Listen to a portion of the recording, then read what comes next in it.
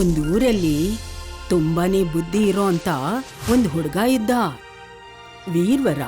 ಅವನು ಹೊಸ ಹೊಸ ಪ್ರಯತ್ನಗಳು ಪಡ್ತಿದ್ದ. ಹೊಸ ಜಾಗನ ಎಕ್ಸ್ಪ್ಲೋರ್ ಮಾಡೋದು ಅಂದ್ರೆ ಅವನಿಗೆ ತುಂಬಾನೇ ಇಷ್ಟ ಆಗಿತ್ತು. ಯಾರಾದ್ರೂ ಇದೀರಾ? ಒಂದಿನ ಅವನು ಒಂದು ಟ್ರಿಪ್ಪಿಗೆ ಅಂತ ಹೋಗಿದ್ದ. ಹೋಗ್ತಾ ಹೋಗ್ತಾ ಅವನ ಮನೆಯಿಂದ ತುಂಬಾ ದೂರಾನೇ ಹೋಗ್ಬಿಟ್ಟಿದ್ದ. ವಾಹ್, ಎಷ್ಟು ಸುಂದರವಾದ ಜಾಗ ಇದು.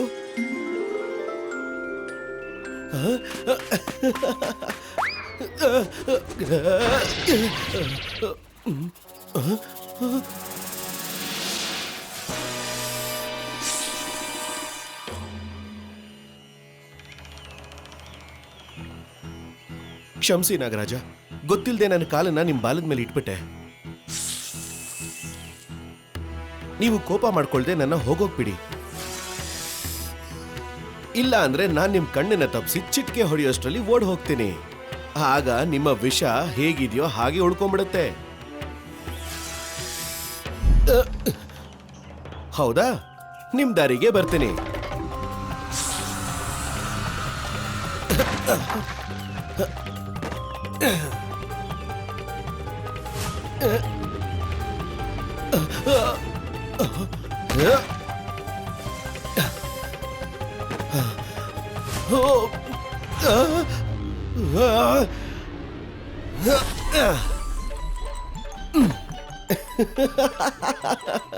ನೋಡಿದ್ರಾ, ನಿಮ್ ಕಣ್ ತಪ್ಸಿ ಇಲ್ಲಿಂದ ಹೇಗ್ ಹೊರಟೋದೆ ನಾನು.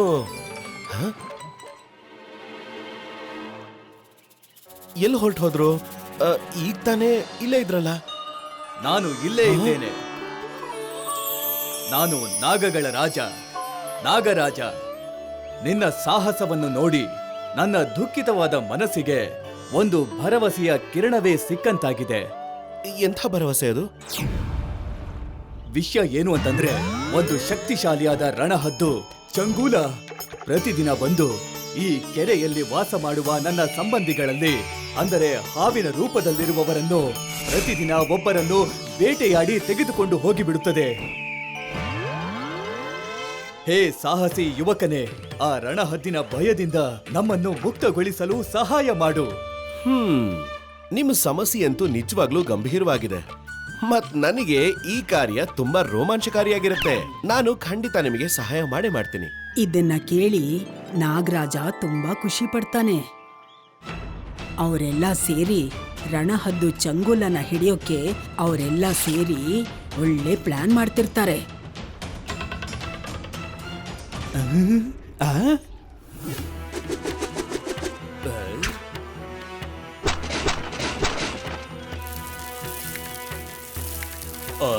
ಏನಿದು?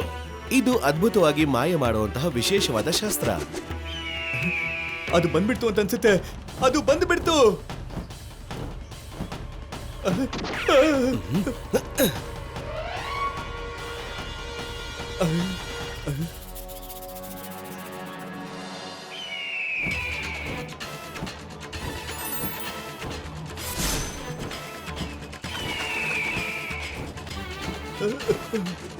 ಕೊನೆಯ ಸ್ವಾಗತ ಸ್ವೀಕಾರವಾಗಲಿ.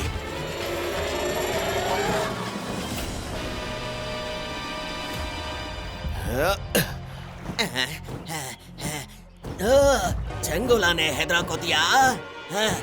ಈಗ ಇದಕ್ಕೆ ನಾನು ನಿನಗೆ ಸರಿಯಾದ ಪಾಠ ಕಲಿಸ್ತೀನಿ.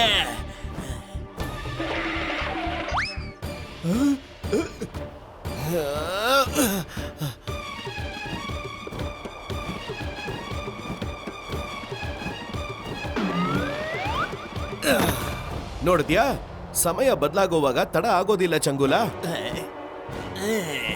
ಸರಿಯಾಗಿ ಹೇಳ್ದೆ.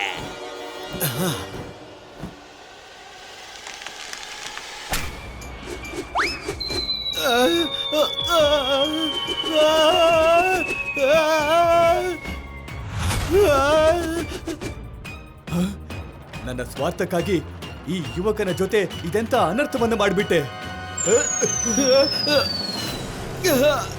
ನೀನು ಬಚ್ಚಿಟ್ಕೊಂಡ್ಬಿಡು. ನೀನದನ್ನ ಎದುರಿಸೋದಕ್ಕೆ ಸಾಧ್ಯ ಇಲ್ಲ. ಈಗ ಶುರು ಮಾಡಿದ್ದೀನಿ ಅಂದ್ರೆ ಅದನ್ನ ಮುಗಿಸ್ಲೇಬೇಕು ಅಲ್ವಾ ನಾಗರಾಜ?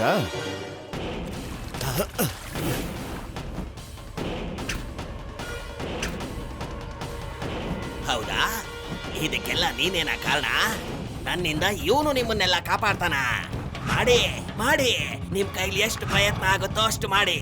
ನನ್ನಿಂದ ಇವತ್ತು ನಿಮ್ಮನ್ನ ಯಾರು ರಕ್ಷಣೆ ಮಾಡೋದಿಕ್ಕಾಗಲ್ಲ. ಈಗೇನ್ ಮಾಡೋದು? ನಮ್ಮ ಕೊನೆಯ ಜಾಲ ಇನ್ನೂ ಬಾಕಿ ಇದೆ.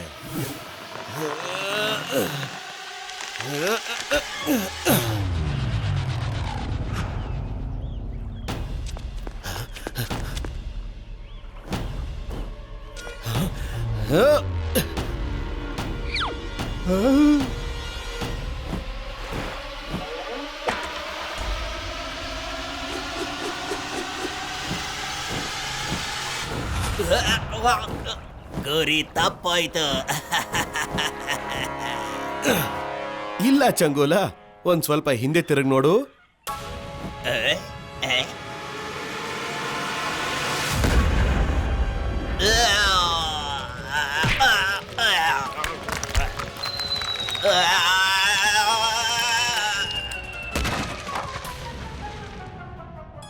ಅದ್ಭುತ!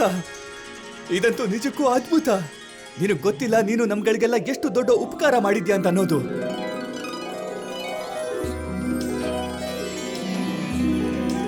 ನಾವೆಲ್ಲ ನಿನಗೆ ಋಣಿಯಾಗಿರ್ತೀವಿ. ನಮ್ಮ ವಿಶೇಷ ಅತಿಥಿಯ ಸ್ವಾಗತಕ್ಕಾಗಿ ಉತ್ಸವದ ಸಿದ್ಧತೆಯಾಗಲಿ.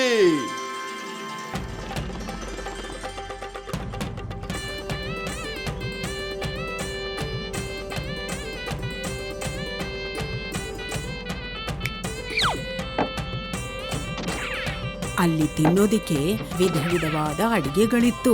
ಹಾಗೆ ಅದ್ರ ಜೊತೆಲಿ ಅದ್ಭುತವಾದ ಒಂದ್ ಸಿಹಿ ಕೂಡ ಇತ್ತು. ಅದೇನು ಅಂದ್ರೆ ಗೋಧಿ ಹಲ್ವಾ. ವಾ, ಎಂಥ ವಾಸನೆ ಬರ್ತಿದೆ. ಶುರು ಮಾಡಿ.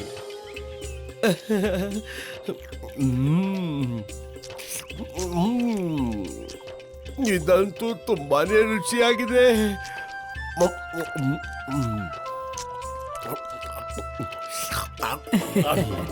ಗೋಧಿ ಹಲ್ವದ ರುಚಿ ಮತ್ತೆ ಸುಗಂಧ ವೀರ್ವರನ್ಗೆ ತುಂಬಾ ಇಷ್ಟ ಆಯ್ತು. ಧನ್ಯವಾದ ನಾಗರಾಜ. ಆದ್ರೆ ಇದನ್ನೆಲ್ಲ ನಾನು ನನ್ನ ಪ್ರಪಂಚದಲ್ಲೂ ನೋಡಿದೀನಿ, ಹಾಗೆ ಇದನ್ನ ಅನುಭವಿಸಿದೀನಿ ಕೂಡ. ಆದ್ರೆ ಅನುಭವಿಸದೇ ಇರೋದು ಏನು ಅಂತಂದ್ರೆ ಅದು ಗೋಧಿ ಹಲ್ವದ ಅದ್ಭುತವಾದ ರುಚಿ. ಅದಕ್ಕೆ ನೀವು ನನಗೆ ಗೋಧಿನ ಕೊಡಿ ಸಾಕು. ಇದು ಅಸಂಭವ. ಈ ದಿವ್ಯವಾದ ಗೋಧಿಯನ್ನ ನಮ್ಮವರಿಗಲ್ಲದೆ ಅನ್ಯ ಲೋಕದವರಿಗೆ ಕೊಡುವುದಕ್ಕೆ ಎಂದಿಗೂ ಸಾಧ್ಯವಿಲ್ಲ.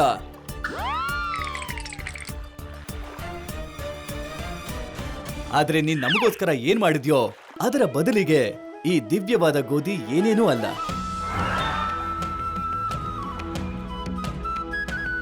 ಅದಕ್ಕೆ ಈ ವಿಶೇಷವಾದಂತ ಗೋಧಿಯನ್ನ ನಾನು ನಿನಗೆ ಕೊಡ್ತಾ ಇದ್ದೇನೆ. ಆದ್ರೆ ನೆನಪಿರ್ಲಿ, ಈ ದಿವ್ಯವಾದ ಗೋಧಿಗೆ ಯಾವತ್ತೂ ಕೂಡ ಅಪಮಾನವಾಗಬಾರ್ದು. ಹಾಗೆ ಯಾವತ್ತೂ ಆಗೋದೇ ಇಲ್ಲ. ನಿಮಗೆ ತುಂಬಾ ತುಂಬಾ ಧನ್ಯವಾದ. ಅದಾದ್ಮೇಲೆ ಅಲ್ಲಿಂದ ವೀರ್ವರ ಗೋಧಿ ತಗೊಂಡು ಅಲ್ಲಿಂದ ತನ್ನ ಮನೆಗ್ ಬಂದ್ಬಿಟ್ಟ. ಮತ್ತೆ ಅದೇ ಗೋಧಿನ ಅವನು ಹಾಕಿ ಬೆಳೆ ಬೆಳೆಸ್ದ. ಇದೇ ರೀತಿ ಭೂಮಿ ಮೇಲೆ ಗೋಧಿ ಬಂದಿದ್ದು ಅಂತ ಹಿರಿಯರೆಲ್ಲ ಅನ್ಕೊಂಡಿದ್ದಾರೆ. ಅದನ್ನೇ ನಾವೆಲ್ಲ ತಿಂತಾ ಇರೋದು. If you like this video, subscribe to our channel Murthy Media.